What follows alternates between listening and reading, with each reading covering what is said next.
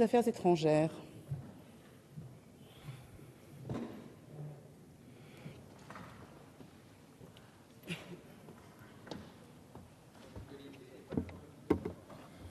Monsieur Chassaigne a la parole. Merci, mes chers collègues. Madame la Présidente, Madame la Ministre, Mesdames les Présidentes, c'est très solennellement que je tiens à exprimer la fierté, et j'ai dit chers collègues, excusez-moi, j'ai oublié, c'est très solennellement que je tiens à exprimer la fierté du groupe GDR de présenter son texte de résolution devant la représentation nationale.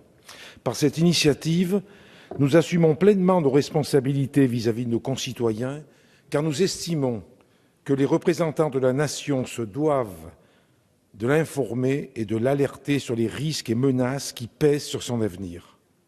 C'est pourquoi, face au silence assourdissant de Paris et Bruxelles autour du grand marché transatlantique en cours de négociation, nous avons décidé, en conscience, d'engager un débat et un combat contre le danger que ces négociations représentent pour nos concitoyens. Malgré les enjeux qu'emportent ces négociations pour notre avenir, d'aucuns s'interrogent sur l'opportunité d'un tel débat à 3 jours des élections européennes. On perçoit ici le réflexe oligarchique de nos élites qui continuent à préférer de décider entre soi plutôt que de soumettre leurs décisions à la volonté nationale. Selon nous, la question ne se pose pas et le débat s'imposait de lui-même. Nous opposons ainsi l'impératif démocratique à la logique oligarchique. Nous opposons également le volontarisme politique à la politique du fait accompli. Condamnés à adopter une posture passive et spectatrice, les peuples français et européens ont l'opportunité historique, à travers ces élections, de dire non au grand marché transatlantique. Alors, n'en déplaise à certains, nous allons débattre, ici, des négociations de traités transatlantiques et du mandat que le gouvernement français a accordé à la Commission pour négocier en son nom. Sous prétexte de trouver des réponses à la crise économique, le projet d'accord de libre-échange entre les États-Unis et l'Europe n'est dicté que par l'idéologie du libre-échange qui veut que le bonheur soit dans la libéralisation des échanges et que l'on ne sorte de la crise qu'en prenant des marchés aux autres. Il s'agit ouvertement de créer un grand marché transatlantique déréglementé conforme aux seuls intérêts des grandes entreprises. Croire que l'Union européenne pourrait tirer des gains économiques significatifs est un leurre dont les citoyens ne sont pas dupes, comme le montre la montée de l'inquiétude et de la mobilisation des peuples européens. Pour autant, dirigeants européens et américains continuent d'afficher imperturbablement leur volonté d'aller vite, voire à marche forcée. Le mandat a été donné à la Commission, qui n'a pas la légitimité de l'élection, en juin 2013, dans une absence totale de transparence et de débat. Pour la France, c'est Nicole Bricq, ministre du Commerce extérieur d'alors, qui avait reçu le feu vert du Conseil des ministres pour donner ce mandat. Les peuples n'ont pas eu la parole. Il a fallu compter sur la presse ou Internet pour que les citoyens aient accès au contenu du mandat. Alors que le mandat venait d'être signé, les révélations d'espionnage à grande échelle des services de renseignement américains contre les intérêts européens ont jeté une lumière crue sur les agissements des Américains qui prouvent que nous sommes en pleine guerre économique. Malgré cela, les négociations ont continué dans la même absence de transparence et la même opacité que les discussions sur le mandat. Le lancement des négociations avait pour justification des perspectives de croissance. Or, une étude récente de mars 2014, réalisée par des chercheurs autrichiens, se montre très pessimiste. Les coûts sociaux seront importants et la facture pour payer le chômage supplémentaire pourra atteindre 10 milliards d'euros. Le commerce intracommunautaire pourrait baisser de 30%. Il n'est qu'à se reporter au précédent instructif de l'accord qui lie les États-Unis au Canada et au Mexique, l'ALENA, lequel, sur l'ensemble des plans, a été négatif.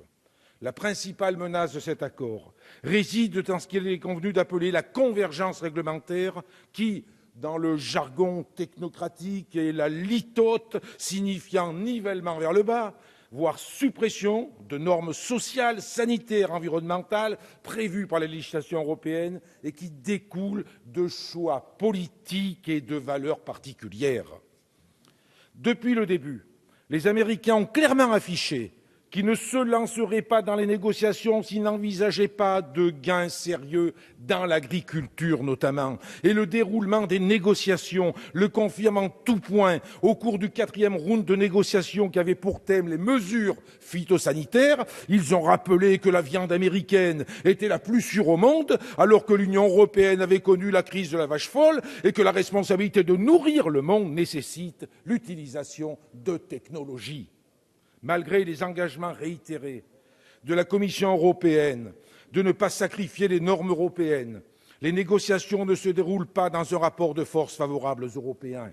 En donnant mandat à la Commission européenne de négocier sur les normes, leurs choix agricoles et alimentaires, leurs droits sociaux, leurs services publics, leurs règles financières et leurs choix énergétiques et climatiques, les États vont renoncer à leur capacité démocratique de construire des normes conformes à l'intérêt général.